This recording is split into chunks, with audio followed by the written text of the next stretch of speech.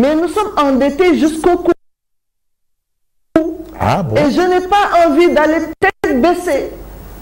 La commission est endettée jusqu'au cou. Jusqu'au cou. Alors, le président de l'Assemblée nationale a fait les démarches auprès du ministre des Finances pour que toutes nos dettes soient épongées. C'est fait? Et ça, pour l'image des droits humains au Sénégal, c'était extraordinaire. Donc ça nous ouvre les portes et il suffit de peu pour que nous retournions maintenant au statut A. Mais oui, mais est-ce que vous avez besoin d'autant d'argent? Vous avez besoin d'autant de moyens pour fonctionner. Vous savez. Est-ce que vous avez besoin d'autant de moyens aussi? Mais attendez, les droits humains. Oui. Mais c'est là le problème de tous les Sénégalais et de toutes les personnes étrangères qui vivent sur la terre sénégalaise. Et les droits humains, ce n'est pas seulement pour Dakar. Nous avions dans le temps des antennes dans les régions. Ce qui fait que quelqu'un qui est à Ziguinchor, à Kaolack, à Thiès, qui a des problèmes de droits humains, n'avait pas besoin de venir à Dakar pour parler de ces problèmes. Aujourd'hui, il n'y a plus d'antennes, il faut les réveiller. Et les antennes, c'est un siège, c'est du personnel, n'est-ce pas? C'est des activités sur le terrain et c'est de l'argent. Nous avons besoin énormément d'argent. Ah bon? Énormément. Et vous savez comment ça se passe ailleurs? Vous allez en Côte d'Ivoire, c'est à coup de milliards. Que la Commission des droits de l'homme ivoirienne a un budget à coup de milliards. Mais oui. Vous en réclamez aussi, vous, des milliards? Mais nous réclamons ce dont nous avons besoin pour et c'est estimé en milliards. Pour que les droits humains soient une réalité dans le pays. Il n'y a rien de plus important que les droits humains, Fabrice. Et j'ai l'habitude de dire que la question des droits humains, c'est le programme du Conseil des ministres. Dans le Conseil des ministres, on parle de santé, d'éducation, d'emploi, on parle de toutes les questions. C'est ça les droits humains. C'est tout ce qui concerne la personne humaine, n'est-ce pas? Et donc tout ça, c'est le programme du Conseil des ministres qui doit s'occuper de tout ce qui intéresse la personne humaine. Les droits économiques, c'est fondamental. Ça fait partie de nos prérogatives. La lutte contre la pauvreté, ça fait partie de nos prérogatives. La santé des populations, ça fait partie de nos prérogatives. L'emploi des jeunes, ça fait partie de nos prérogatives. Ces questions dont nous parlons, questions pénales de violence à l'égard des personnes, ça fait partie de nos prérogatives. Mais le problème ne devrait pas se poser quand on a été quand même l'enseignante de l'actuel président de la République. C'est toi qui en parles. Ah, mais si, non, mais quand on a été quand même l'enseignante de l'actuel président de la République, on ne devrait pas avoir trop d'obstacles à faire comprendre à monsieur le président de la République que vraiment pour parfaire justement le bilan immatériel, il faudrait renforcer les moyens à la Commission nationale des droits humains. Je pense qu'il est conscient de ça. Ah bon? Ah non, c'est pas l'enseignant qui défend son ancien étudiant. Non. Mais il est conscient de ça. Parce que nous avions un budget, nous avons trouvé un budget qui était une bourse d'étudiants. Ah? Oui. Une bourse d'étudiants? Oui. Tellement c'était maigre. C'était des broutilles? Oui, c'est une bourse d'étudiants. C'était des broutilles. Une pécule, je veux dire. C'était un budget vraiment très peu important. Déjà, ce budget a été augmenté pour nous permettre de travailler jusqu'à la fin de l'année. Ça ne suffisait pas? Ça ne suffit pas jusqu'à présent? Non, mais on a un plus pour pouvoir travailler. Mais c'est un budget de combien pour dire que c'était aussi misérable que ça? Parce que quand même, l'argent a un nom et un prénom. C'est un budget de combien, professeur?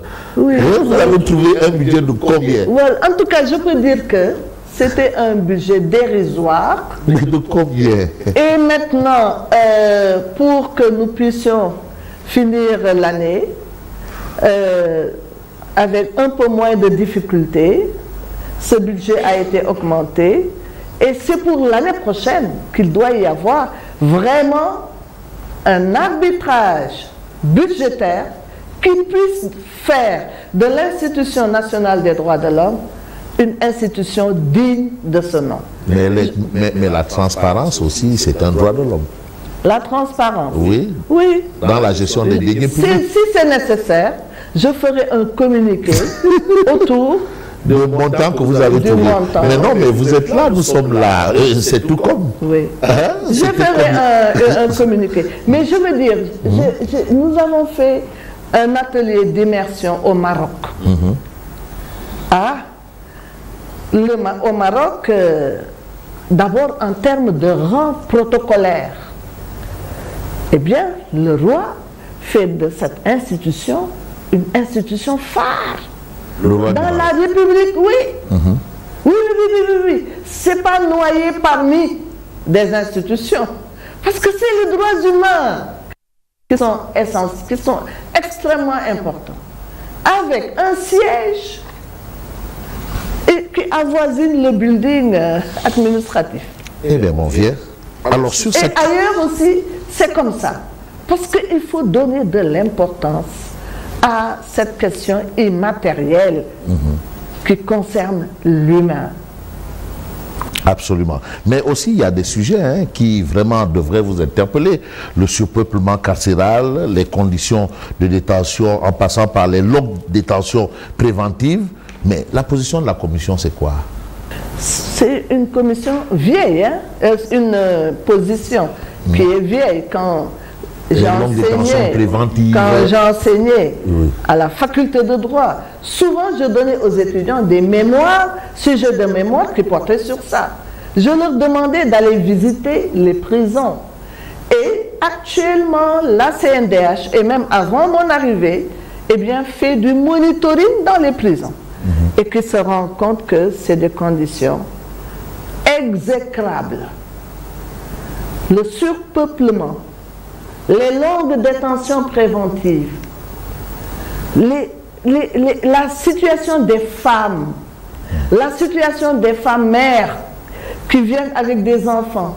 Donc c'est des situations particulièrement difficiles. Et nous avons toujours prôné les mesures alternatives. Parce que la détention doit être une exception. Ça, nous le disons depuis Mathusalem, depuis des décennies. Et c'est ce que nous reprenons aujourd'hui. Le surpeuplement, quand on parle de paquetas, c'est une catastrophe. Parce que la prison doit avoir comme objectif, eh bien, de réguler, de remettre dans la société plus tard quelqu'un qui a été déviant.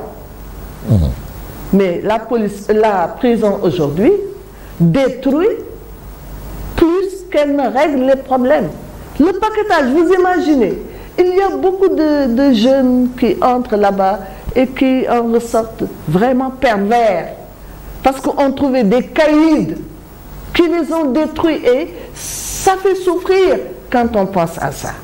Donc, il faudrait vraiment que, et nous avons fait d'ailleurs des ateliers avec des recommandations aussi sur ça, mais bien sûr, sur ça, pour demander que la prison soit, que la détention soit plus humaine,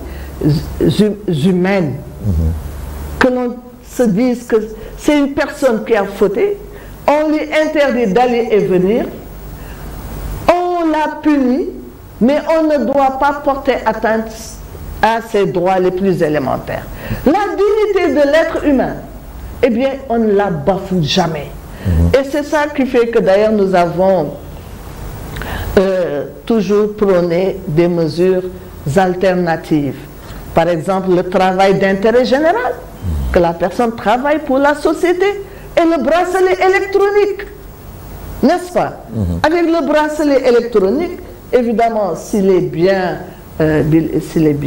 contrôlé, la personne ne peut pas fuir, mais il n'y a rien de tel. Tu es là, tu ne bouges pas. Tant qu'il n'y a pas de décision rendue, les juges peuvent vous appeler. vous écouter, vous entendre. Et chaque fois qu'il n'est pas utile vraiment de mettre quelqu'un en prison, nous souhaitons que ça ne se fasse pas. Mais oui, mais et ça c'est depuis des décennies que je le dis. Mais certains indexent aussi les mandats de dépôt systématiques là pour argumenter le mais moi, Fabrice, vous avez dû m'entendre à ce sujet. Oui. Un mandat de dépôt, mais on ne le signe pas à tout bout de champ. Et j'ai dit depuis des décennies qu'il fallait que les juges aillent faire un stage dans une prison. Les juges devraient visiter les prisons et rester quelques heures au moins, ou quelques jours, pour voir ce que c'est. Vous voyez un juge aller... Mais il faudrait, c'est une image, oui. C'est une caricature, pour demander aux juges de se rendre compte de ce qui se passe. Mais est-ce qu'ils pourront le faire? Parce que quand même... Non, c'est une caricature. Oui, oui. C'est une manière de leur dire, attention, c'est facile de signer un mandat de dépôt. Mais à quelles conditions? Quand est-ce qu'il faut vraiment signer un mandat de dépôt? Est-ce qu'il faut signer un mandat de dépôt lorsque quelqu'un a volé un œuf? Parce que cette personne qui a volé un œuf, qui est en prison, va sortir avec un manque de sociabilité qui est triste et qui ne correspond pas à l'esprit de la sanction. C'est une personne, un jeune qui va être détruit, qui ne va plus voler un œuf, mais qui va prendre un couteau et tuer les gens. Mais oui, mais il y a eu les conclusions des assises justement de la justice dernièrement sous l'ère Diomaye. Mais pourquoi ça coince alors? Parce qu'il a été question de juge de liberté et autres qui auraient peut-être pu arranger les choses dans le sens que vous dénoncez là actuellement. Bon, j'imagine que il y a des pas quand même qui sont posés. Prendre à bras le corps l'ensemble des conclusions, immédiatement, directement, ce n'est peut-être pas évident, parce que tout ça, c'est des moyens. Est-ce qu'actuellement, on a les moyens de mettre en œuvre beaucoup de recommandations des assises dans l'immédiat? Ça devrait se faire de façon progressive, à mon avis. Bon, et puis quand même, il y a certains projets qui portent sur les conclusions des assises. Il y a des projets concernant le Conseil constitutionnel, oui. Qui va sans doute devenir une cour constitutionnelle, l'OFNAC, etc. Bon, mais je pense qu'on peut accélérer les choses. On devrait. On devrait accélérer les choses. Par exemple, réduire trop l'excès de...